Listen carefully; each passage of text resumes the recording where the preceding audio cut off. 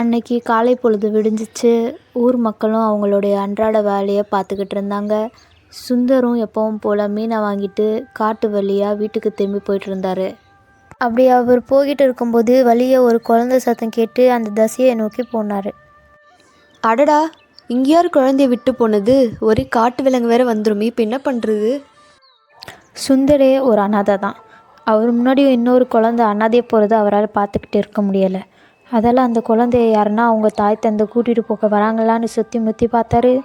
நேரமும் ஆச்சு. யாருமே வராத காரணத்தால் சுந்தர் அந்த குழந்தைய கையோடு கூட்டின்னு போனார்.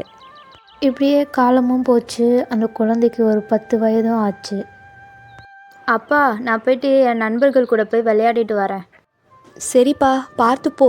நானும் மீன் வியாபாரத்துக்கு போயிட்டு வரேன்.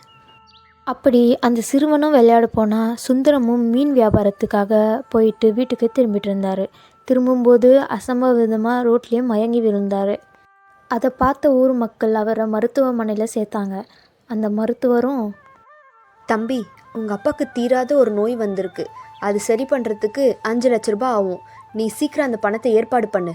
அந்த மருத்துவர் சொன்னார். ஆனால் சுந்தரமும் மறுபக்கம், தம்பி, நான் வேலைக்கு போயிட்டு வரேன், நீ பத்திரமா இரு.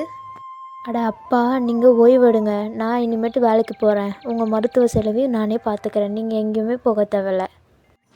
தம்பி, நான் அனாதையாகவே செத்துருவேன்னு நினச்சேன். ஆனால் என் வாழ்க்கைக்கு கிடைச்ச ஒரே உறவு நீ தான்.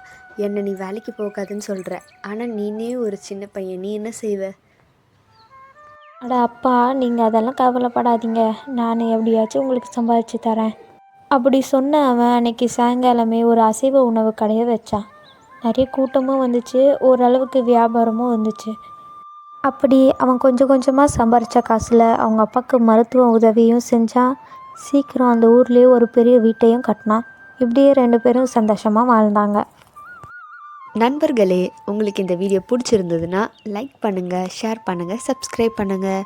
மறக்காமல் கமெண்ட்டில் எல்லோ ஹார்ட் கொடுத்துட்டு போங்க.